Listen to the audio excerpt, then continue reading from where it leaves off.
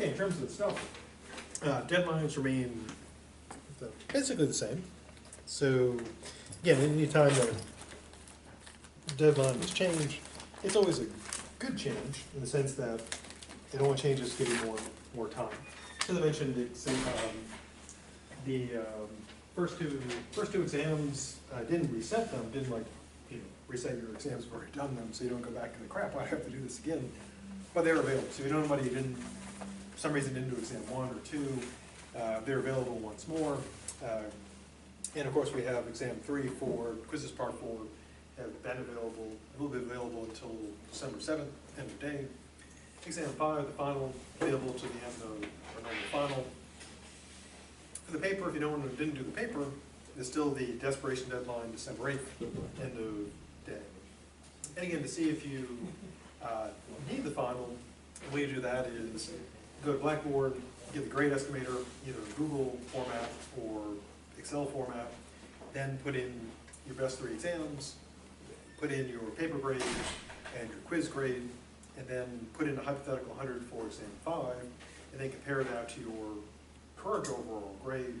And if it's a letter grade or more better, then taking the final could be worth it. If taking the final, even 100%, would leave you still like at a B or whatever, then taking the final wouldn't do anything. If you can't do anything, you can't do anything.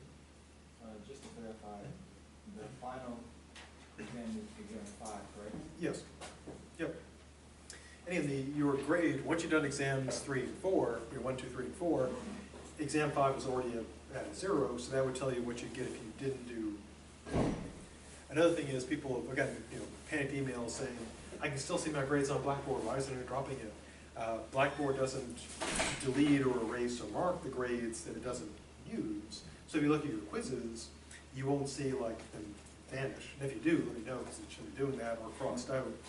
But it'll do the calculation. So your quiz grade is calculated with your best 10 quizzes, but Blackboard is not like hiding, marking, deleting your other grades. So if you take 25 quizzes, you won't suddenly see 15 vanish or be crossed out. Same with the exams. If you do all 5 exams, you won't see one of your exams like deleted or marked out, or you'll just be done automatically with the calculation. So to avoid any panic about that. Okay, before we're going on to our new stuff, any stuff about other stuff? Needs more stuff. Okay. So last time we're looking at our good living friend, me, talking about the ethics of virtual beings. Now, when people say like virtual stuff doesn't matter because the really real is real for real, the virtual is fake, so it doesn't count. Again, one reply is that problem of the external world. How do we know that this is actually real and that we're not in the matrix, dream, or whatever? Now, one counter to this is that all it takes is belief. So what makes one better than the other is that you believe one is real. To use my art analogy, suppose you have someone who doesn't know anything about Picasso paintings, and there's one Picasso painting is supposedly real, and one is a forgery. And again, the person doesn't know, but they really, really, really believe one of them is real. And so you could argue, well, what matters is, in terms of like they're valuing it, depends on not which one is real and which one is not, because they don't know, but which one they think is real. So as long as they think this Picasso is real, that makes it, makes it better. And so it doesn't matter whether they know it's real or not, they just have to believe. So if we believe this is real, and we believe that the virtual world is not real, then that makes the difference. We believe one is real and one is not. Now, obvious reply is, well, what if someone believes the virtual world is real too? Or as real? There's also probably a better reply is, that's too tenuous, too fuzzy, too weak of a distinction. Just, I think one's real, so it's better. Now again, the counter to that is to say, like with money, that you don't have to know which real, you just believe it. If enough people believe it, that makes it worthwhile. Well, the actual people will look at you and say, Yeah, but we don't know which because the problem with the external world means we never know for sure which one is real. At best we can say, I believe this is real. But of course the problem is, maybe we get it wrong. Maybe when you think you go into the virtual real world, maybe that's the real world. It's like the story of the Chinese philosopher dreaming that he's a butterfly. But is he a man dreaming he's a butterfly, or is he a butterfly dreaming he's a man? Are we in the real world, and then we go in the virtual world, or are we in the virtual world, and when we think we're going in the virtual world, we're going into the real world? And the answer is, of course, we can never really know. Now, so if we can never know, then what should we do?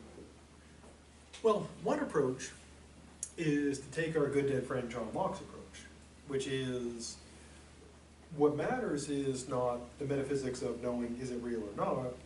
What matters is understanding how the world seems to work in regards to causing pain and pleasure, and what matters is how the world makes us, roughly put, feel.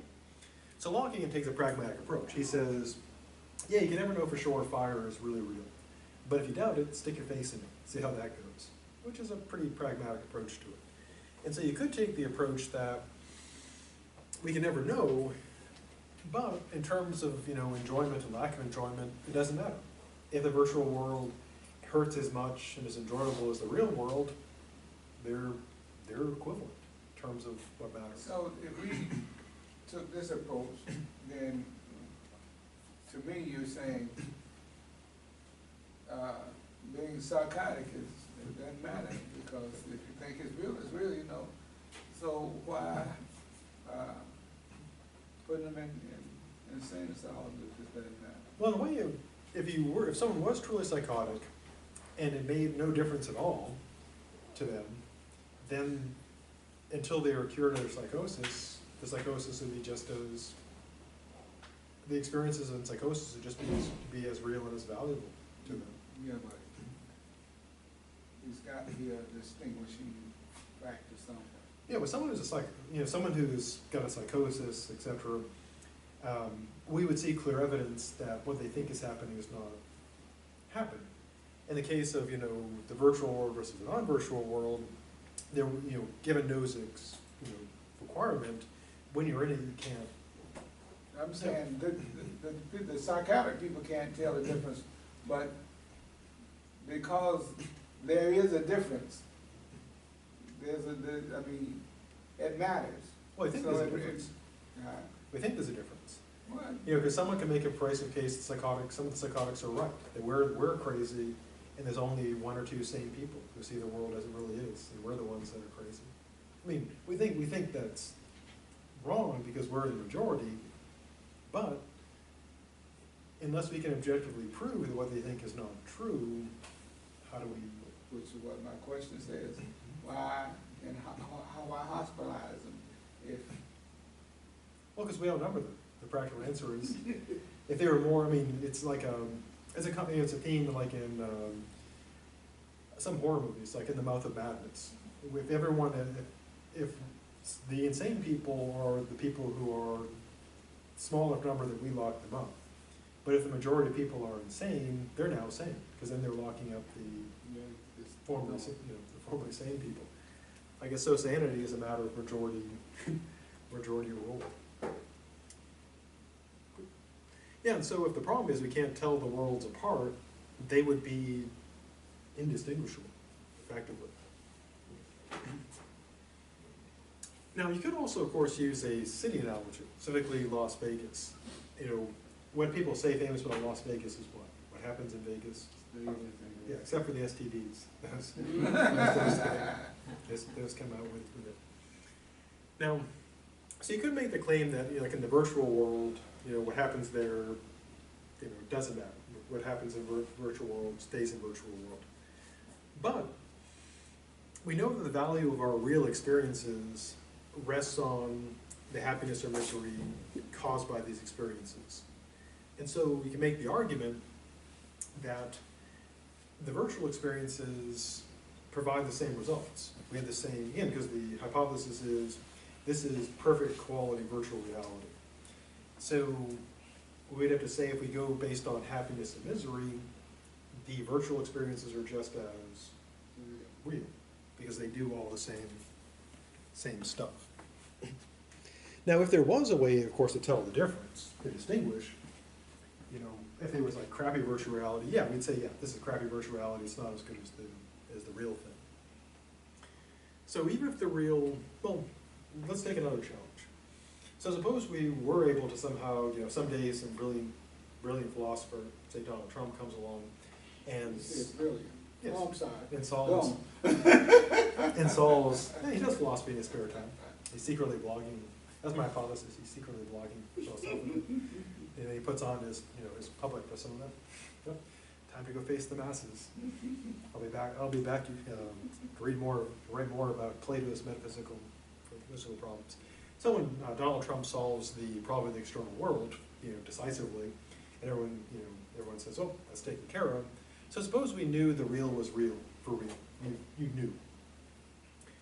Now, at that point, you might say, "Okay, problem solved. The really real is real for real. The experience machine is not real. We know this. So the experience and the experience machine don't have value. The real has the value." But here's how we can counter that. We can appeal, of course, to the nerdiest of nerd arguments, to video games, and even more nerdy, tabletop games. Now, when you play video games, you know the game's not real. If you're playing Warframe, you know you're not a Tenno, you know, going through and slaughtering the Corpus and the Grineer. If you're playing World of Warcraft, you know you're not a Night Elf battling the Horde, or a Troll Shaman battling the Filthy Alliance. If you're playing Destiny, why are you still doing that? No, sorry. So we know all that stuff's fake. But if you've ever, you know, gamed, you know people who enjoy it, and you know, if things go well, the enjoyment is real. You complete like a really difficult, you know, you finally complete, you know, a 10-man molten core run, or you know, 10-man ice crown run, or whatever the latest, you know, instances are, and the enjoyment is real. Or if someone screws up, you know, God damn it, Billy, stop stepping in fire. Or you have your hunter pull the whole instance. God damn it, Dave, stop pulling the whole instance. The disappointment is real. Like if you're, you know, about to win and someone screws up, you're like, ah. And so the enjoyment and disappointment are real. So these virtual experiences are just as valuable as experiences out in the real world. It could be argued. Now you can also do the same thing with tabletop games. You can go with the sort of, you know, popular ones, you know, like Monopoly. You know, everyone's played Monopoly or Clue or, you know, Risk. And people get like really mad when they lose sometimes and really happy when they win. And then if you throw in more complicated games like Dungeons and Dragons or Pathfinder or Call of Cthulhu or GURPS or Traveler, then people get even more emotionally involved in it. And chess, you know, some stabbings over chess. So, you can also make a similar point about the sports, for people who like to do a lot more sweating than dice rolling. You know, when people are playing, you know, basketball, football, etc., that's a sport. You know, in a way it's not real. Now, an obvious counter, of course, is that the sports world is part of the real world, because you're really out there, like, yeah, sweating and playing. But of course, if you make the argument for sports is real, then games are also real, because you really are there, you know, rolling dice. And, well, you're really doing stuff. Yeah, so. But you're not really killing anybody in the video. Unless you play really hard. Sometimes you got to do that. Yeah, but of course in sports you're not really, hopefully not really killing people either, because you're playing within. In a way, sports are a game you play where you're the piece. You know, instead of moving, you know, you are playing out the. But if you're the piece and you shoot the shot and make it, You actually made it, that's not a virtual thing, Oh, same with the video game. If you make the shot, you're making the shot. virtually. Yeah, but you're still using your same skills. But that is, a reasonable point. You could make the argument that sports have more reality to them than games. Now, you could, of course, also go to really unreal experiences, like just being part of the audience. When people watch sports, they're not playing, they're watching it. When people read books, watch movies, that stuff, but people still enjoy it. I mean, for many people, some of the most powerful emotional experiences they have are seeing a sporting event. Some of they were there when Tebow, when Tom Brady made the 3-point shot during the ice hockey game for all the wins with all the balls or whatever they do, and so super emotional. Or movies that they remember watching their great emotional experiences watching Titanic or some other thing. Yeah, and so people do value that stuff, even though we know that that's all fake. So if we can get value from unreal experiences, then the same would fall from the experience machine. It would just be like a much more awesome, type of thing. Now, of course, there's an obvious objection.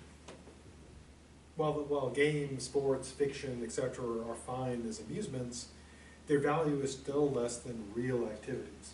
I mean, back when gaming was nerdy, and people, if people saw you with those dice, they thought you're better off with like drugs. You're like, no man, those are drugs. Like, okay, you're cool. It was, or when video games were not like a big multi-billion-dollar thing, you get tons of crap. Like, why are you wasting your time playing video games? Why are you wasting your time? Also, similar with reading books. I remember when I was a kid, I got hassled the most about reading books. Why are you wasting your time reading books? Playing games. Those are the main things. Yeah. And so the idea was. Did the Rubik's Cube? No. Actually, I figured you could take it apart with a screwdriver and then reassemble it. And that is a solution. No. That's a really legitimate solution. It's like when Alexander the Great, the Gordian knot, they have this knot no one can untie, and Alexander's like, screw that, cuts it with his sword, and wins.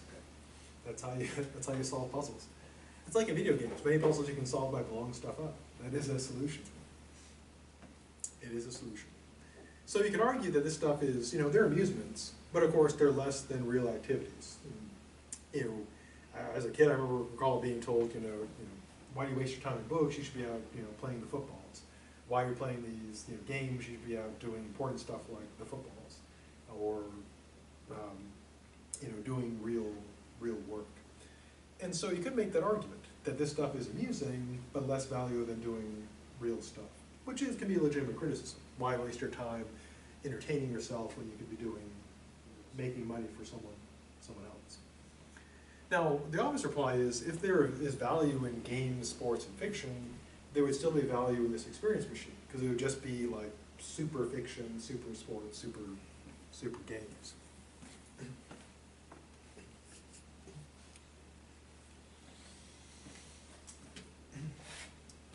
Now, the main focus here, of course, is on these inhabitants of this world. Because again, the question is, like, in addition to the world having value, there's a question of the entities in the virtual world. Could they have moral status? Could they matter? Now, if we assume this world is not real, because we're going with that assumption, the thing to conclude, well, we know it's not real, therefore these beings are not real, they have no status. Now, the way to approach this, as we saw previously, is the problem of their minds, which is this. In the real world, how do I know that other beings have minds, that they think and feel like I do? Because all I have access to is their behavior. I mean, a good example is like in the Terminator movie. The Terminator acts like the reason why they're Terminators is because they look and act like people, so they can sneak in and murder all the people. But of course, in the original movie, the idea is that they're not really people, because they have that, they're programmed to be like people, but they're not people. And so, kind of sci-fi-ish, how do you know when, aside from like cutting people if you shoot them, and they've got metal, Terminator, But how do you know from behavior whether somebody is a person or a robot? Now, if we say the inhabitants of the virtual world have no moral status or really low moral status, the reasoning could be, well, therefore the real world is superior because the entities in the virtual world matter zero, or just so little they still really don't matter. So the issue is this: do the experiences of a non-virtual person, us, in the experience machine, do they have less value if the virtual beings don't have moral status? They're interacting with things that have zero status. So this is basically recast as the problem of other moral statuses, which is, how do you know whether other beings you're interacting with have moral status or not?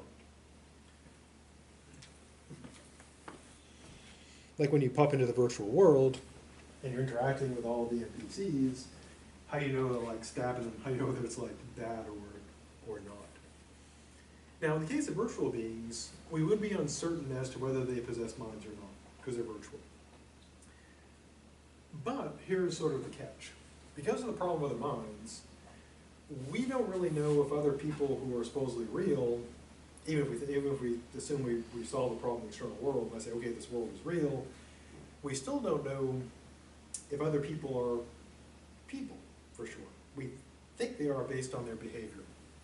Now, if we simply say virtual beings don't have any status, that begs a question. Because the question is, do they have status? And we just say, no. Well, that just assumes it needs to be proven. But if we say they do have status, same problem. Now, in the case of real people, do we think they're people? Generally. Yeah. Why?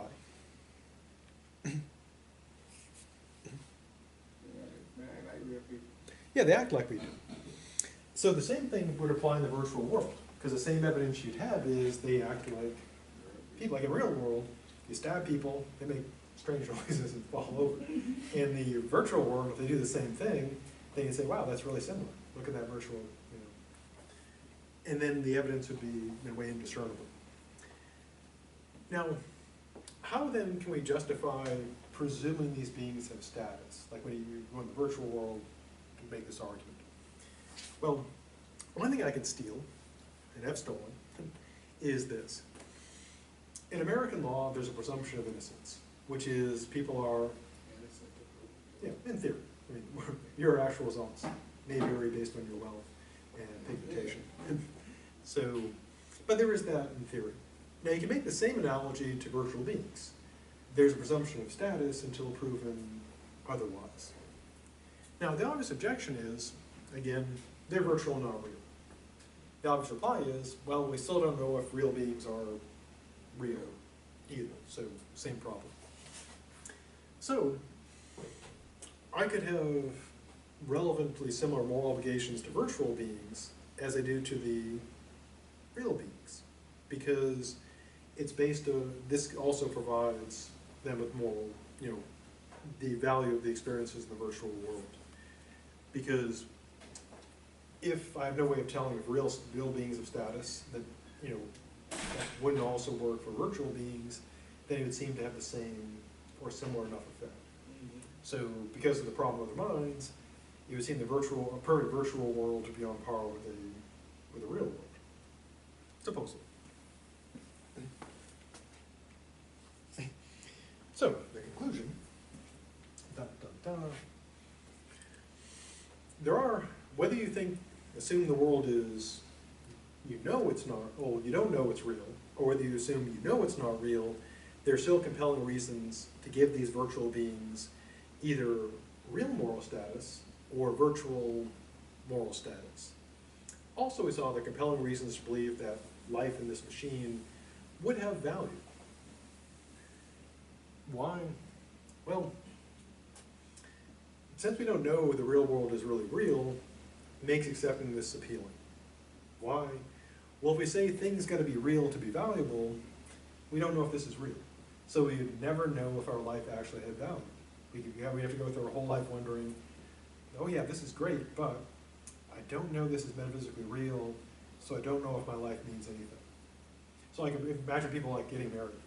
Is this the rest of your life? I don't know. I don't know if this is real or not, so I really can't say whether this is the best day of my life or not. Write that into the vows. She'll love that. I guess if she's a philosopher, she She would. would walk away from out. Or similar like when someone gives birth. Isn't this a great day? I don't know. Maybe this baby is not real. Possible. Yeah, so if we require certainty, we would have to say, or we never know if our supposedly real lives have any meaning. And if we just go based on our experiences, then that perfectly virtual world is just as real as valuable as the real world. So it would seem that both worlds are effectively, because of the evils of epistemology, both worlds are on the same uncertain footing. So if we think our lives in the supposed real world have worth, the virtual world lives should have worth too. And then we die. So in sum, because of the complexity of the experience machine, these beings are such that they would be on par with the real world. And again, that's a major assumption, because if you have a virtual world that's kind of crappy, then you would say, well, yeah, it doesn't have the same value. But this is supposed to be like a perfect, well, not a perfect world, but a world as real as ours. So if we simply say, but it's virtual, so it doesn't count, that would be a mere bias. There would be nothing we could point to with certainty to say that's why this is inferior. Supposedly.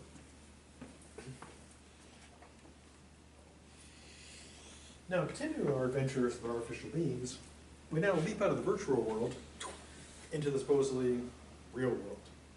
And this, of course, was inspired by the classic movie Blade Runner, the good one, not the recent one, which I haven't seen. Supposedly not as good. And I don't know if Blade Runner is actually good. I think it might just be it came out when I was like in the 80s, and maybe I just like it because I'm from, that's when I was growing up. Who knows? I'll never be able to tell for sure whether it's good or not. It's kind of like 80s music. It sounds good to me. It's probably terrible. Probably truly terrible. Now, we're working, I don't mean us individually, but our engineers and scientists are working to build artificial beings to roam free in the world physically. A good example is, of course, driverless cars, which are designed to basically be intelligent driving machines. And of course, they're developing weapons for the military, the classic killbot, to go out and be intelligent killing machines. And then, of course, various other AI systems designed to do the stuff that we do. So it is but a matter of time, maybe they've done so already in some secret lab, to build beings, artificial beings, out free roaming in the world. Do what we do, namely murdering and driving, and drive murdering, and murder driving. So we'll have to work out the ethics of dealing with these things. How do we treat them? Terribly, then they kill us all. 2024 Google kind of kills us all. Now, one way to approach this is the easy way. And here's the easy way. We've already spent thousands of years working out ethics. And so what we can do is we can take all the stuff we've done over these thousands of years and then just apply it to artificial beings by the following method. We would figure out what status an artificial being has compared to how it corresponds to a natural being, and then say, well, if it's like this, it gets this moral status. So if something's like a squirrel, it gets squirrel status, but probably not squirrel deliciousness. If it's like at human level, then it gets human status. So that way we don't have to like reinvent morality, we just say, well, where does it fit? So it's a very practical moral challenge. How do you do this magic? How do you tell, once you have, HAL 9000 or Killbot 2000, roaming around, how do you tell what status it gets? Well, the thing to do, of course, is test it. Now, one approach, of course, is language-based tests. As we saw before, with a good did from Descartes and Turing, to ask them some questions to figure out, are they intelligent or not? Now, there is the problem, of course, of beings that don't have language. So you couldn't use this on like robo-squirrel or robo-dog. So you need a non-language test. But of course, the same thing applies to real squirrels and dogs. How do you tell how smart a dog is? Well, you don't give a dog the SAT, because they'll just chew it up. You do other tests. They use the ACT, I think is the approved test. The American Canine Test. Question. Yes. If they were to make artificial life, you should remember the movie Robot, right? Do you feel that it will come to that point where, because a computer or computer calculates stuff much faster than a man's mind will? And if you Certain have all things. these, Certain things. certain things, yeah. So do you think that you have all these robots out here, and if we gave them the same status as human,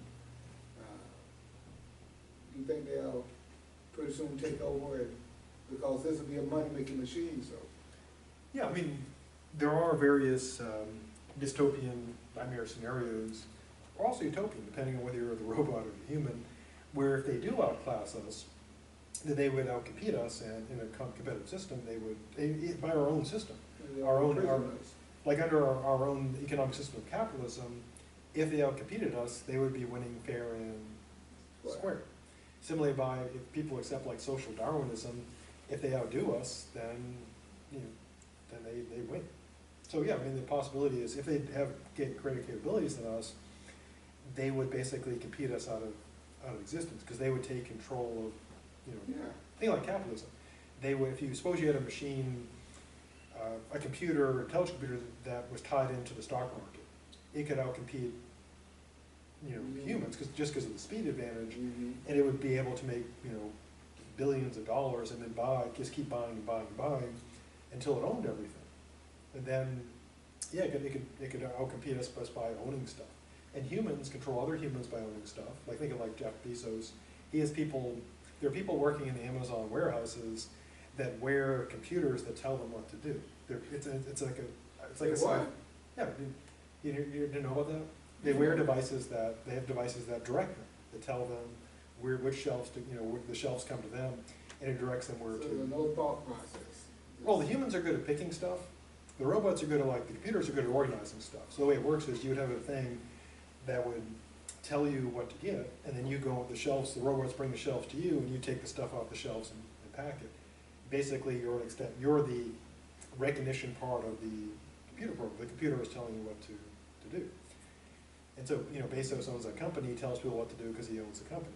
So yeah, a computer that could get control of, make billions of dollars in the stock market and keep buying companies, it could own Amazon and Facebook, and then you'd be working for,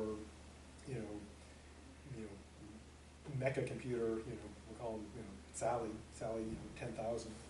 And then, of course, there's the usual scenario with the robots, Terminator thing. The robots, come and That's shoot what I'm us. saying, so, and if they're actually trying to do this, which most times they do stuff and not consider the worst case scenario, and then when it comes around, they say, uh-oh, how you think that'll play out? Terrible. But I think the most likely scenario would be the capitalist computer. I mean, because it wouldn't need violence. It would just need, because we establish corporations of people. So you have a corporation that is a computer. It creates its own shell companies. It's the corporation. It buys up everything and controls it, and it just takes over. It takes over everybody's lives. They have all the power. Yeah, because under capitalism, that's how the computer. I mean, if I was a super intelligent computer bent on world domination, I wouldn't blow up the planet, because that's where I keep my stuff. I would scoop up all the companies, and people already are servants to companies, and then I would be the master of the world.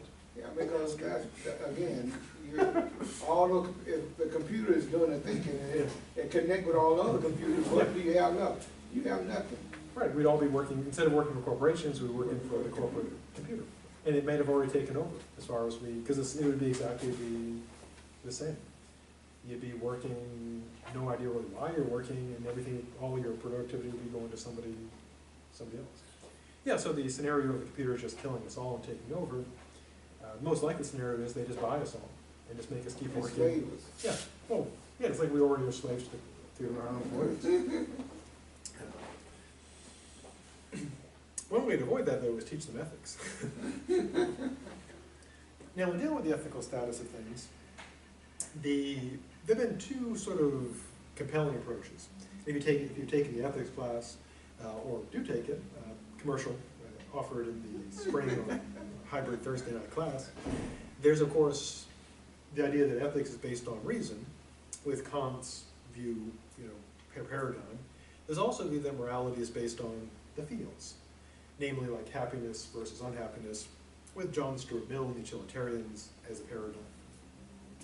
So the paper has basically the following parts: a look at the test, how do you test for moral status, the question of granting moral status, and then 3 arguments for a presumption of status, in the hopes that they won't kill us all or treat us too badly.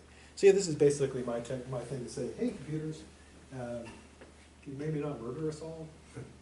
Thanks. Now, we already have 2 established tests for testing for intelligence: the Turing test and the Cartesian test. The Turing test involves, we've seen this before. Here's how you do it, like in modern terms. You get a human, like me, or a machine, like me, and they would have a phone, and you would have a phone, and you text A and B. And the objective is try to figure out which one is human. And if the machine is indistinguishable, it's able to carry on like a rational conversation over an extended period of time, it would pass this Turing test. It would be equivalent to a human in intelligence, at least in terms of language skill.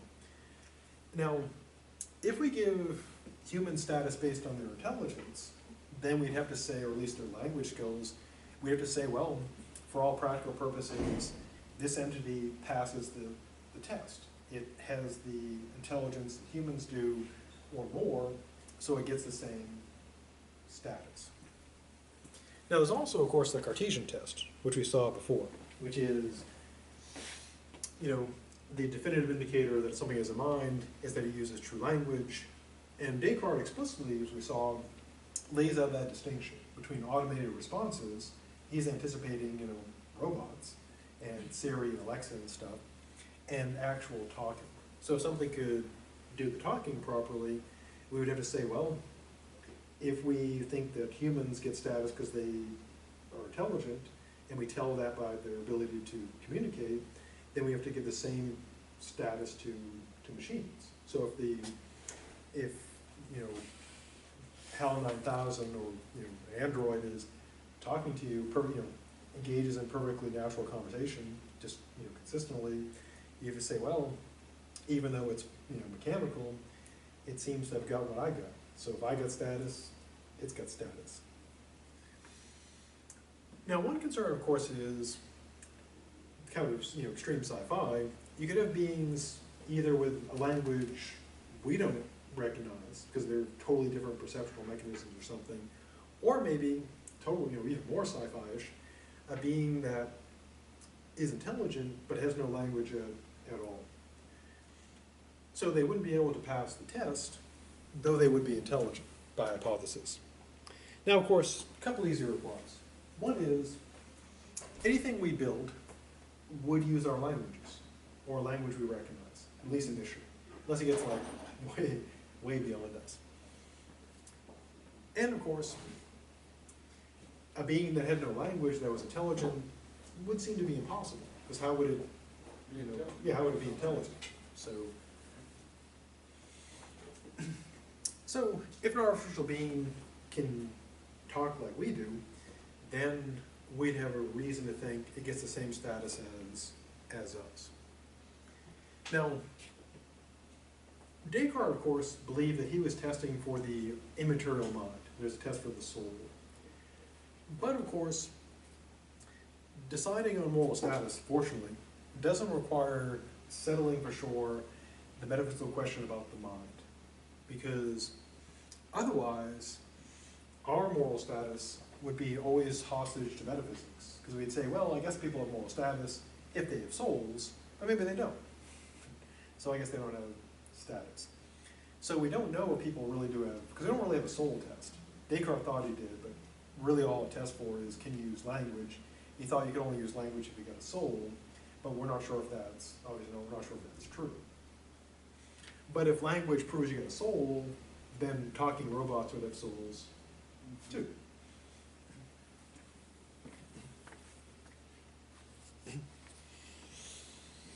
Now, language tests do, of course, have limitations. Namely, if we're dealing with entities that don't use language, they wouldn't be able to pass the test. Now, this seems consistent with rationally based approach to ethics like Kant. Kant's view was, if you're rational, you have status. If you don't, if you're not, you don't. So, we could then deny moral status to beings that lack rationality, which is an option. That was Kant's view. But if we give non-rational beings some status based on whatever intelligence they got, for example, do most people feel bad about eating, say, shrimp or fish? Do most people feel bad about eating dogs? At least in America, UK, most parts, people feel bad about that. And of course, we do that primarily because we have dogs as pets, we don't have shrimp as pets. But also in part, we think of like intelligence. So we wouldn't think that a person should barbecue a chimp. If someone said, got some barbecued chimp, people would go, no. But barbecued like, pork or barbecued, shrimp or something, fine. And we usually do this based on intelligence. Dogs and cats and chimps are smarter than shrimp and fish, so it's okay. So we could give moral status to artificial beings that are not like intelligence people based on their tests. Now, one practical problem with behavioral tests is this. A being could pass the test without really being intelligent. And I mentioned before John Searle's famous or infamous Chinese room. And the idea is, Searle made the following argument. He said, believing that a computational model of consciousness to be conscious is analogous to believing that a computational model of rain would make people wet. So like, his reasoning is basically, well, if you type in a model, generate a model of a hurricane in the computer, water's not gonna start, unlike in cartoons, it's not gonna start spraying out of the screen. Therefore, he says, the same is true about consciousness. If you have a model of consciousness, it's not gonna actually be conscious, not gonna have the property. And there's the famous Chinese room example where you could have someone who doesn't know Chinese, they're just given a set of rules and you hand them stuff and they go through this process without thinking, but yet they're able to do a seemingly intelligent task. Now, the mistake would be, of course, that if artificial beings are faking it, the morals, their intelligence, and we give them status, then we're making a mistake. So we would be making a moral mistake by treating beings that really don't have status as having status because they're, well, you can't really say they're tricking us because that implies an intent to deceive, but we get it wrong. Now the reply we saw, gave this earlier, is that faking intelligence would require intelligence, because ironically, if you could prove that a being is faking being intelligent, you would be proving that it's intelligent, because it's faking intelligence, and that would require intelligence. I thought you were saying the people that was usually faking. Yeah, I mean, like an analogy with like a skill. Suppose someone is hurt and I perform surgery on them perfectly, and I do surgery like again and again, and someone says, "You're just faking that," and I keep doing it. They say, "You're faking." And I say, "Well, how am I faking?" "Well, you don't really know how to do surgery." And I say, "Well, I've done it like 500 times." "Nope, you're still faking." But we would say that a person who could fake a skill perfectly really isn't faking, because what would be to have this? What would be if you could perform? Yeah, if you can perform surgery flawlessly by faking intelligence, what would be the difference? So if someone can fake intelligence perfectly, then we'd have to say they're intelligent. Just like if someone could fake surgery perfectly, we would say, well, they are a surgeon. They're not really, because a perfect fake would be real. Now there is a line of thought in philosophy that you could have an entity indistinguishable from intelligent beings in regard to every possible test, but not have intelligence. So it could pass every single test, but still nothing going on there. Now, of course, you can say the words. Imagine a being that can pass every test but isn't intelligent. That's kind of like saying, imagine a cookie with 1,000 calories that no matter how many you eat, you never put on weight. I can say those words, but I don't think such a cookie is possible. Yeah. So the challenge is to the person who makes this claim is to show how this would work. Again, just like the person who says, I have a cookie that's 1,000 calories, but you never put on weight eating this cookie, you would say, well, prove that. Now, a person could use what's called philosophical fiat. Fiat is just saying, make it so. And so it would seem that the idea that something would be completely undetectable, there's no way to tell, yet it lacks intelligence, the burden of proof is on people who say that such a thing is possible. And it doesn't seem possible until they show it to be possible. Now, in addition to the thinks, there are also, of course, the feels. Because in science fiction, there are often beings that are rational, but lack feeling. I mean, the classic examples would be Robbie the robot from Forbidden Planet, where he explicitly says he doesn't have the feels. And of course, Data from Star Trek, The Next Generation, who explicitly, his whole quest is to he really wants to have the feels. Of course, his brother's got the feels, but his brother's evil. So I guess there's a lesson there. Now, there could be artificial beings that are thinking, but unfeeling. And that would be relevant to their moral status. Thinking but not unfeeling. Oh, thinking but unfeeling. So they think, but they don't actually have the feels. They don't, like Data or Rob the robot. So, for example, like with a human, if you break a human's arm, there's the wrong with the structural damage, but it also causes them pain. Whereas, like, if you had a robot that didn't feel pain or sad, if you broke its arm, yeah, you'd be doing it wrong by breaking. Yeah, he wouldn't do it. Yeah, but it wouldn't hurt. It wouldn't hurt them. So, in that case, of course, that would be relevant to how we treat them. So if something didn't feel any pain, could not be emotionally upset, then insulting it wouldn't be wrong because it wouldn't affect it. But, if, like you were just saying, if they're on the upper hand, they're gonna do something about it. Yeah, unless they didn't feel. Then they wouldn't. Then I guess, then it probably wouldn't care. But if they cared, they'd probably start doing some stuff. Now, what about beings that would not be rational like humans, but do feel and suffer? So if we built, animals, virtual animals, they couldn't pass the intelligence tests for humans. And in the case of animals, we usually give them their status based on the feels, if you're a utilitarian. So how do we test for feeling? Well, one possibility is using variations in the language test for beings that are intelligent, and you wonder, do they actually have the feels?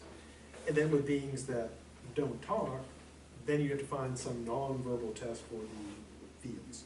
So the idea would be trying to determine the presence of artificial feeling, AF, rather than artificial intelligence, AI.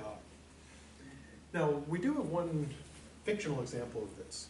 In the movie Blade Runner, there is the Voight-Kemp test. At the start of Blade Runner, the person is asking the questions, and then, of course, Leon shoots him. Let me tell you about my mother. And that gets a line, shoots him.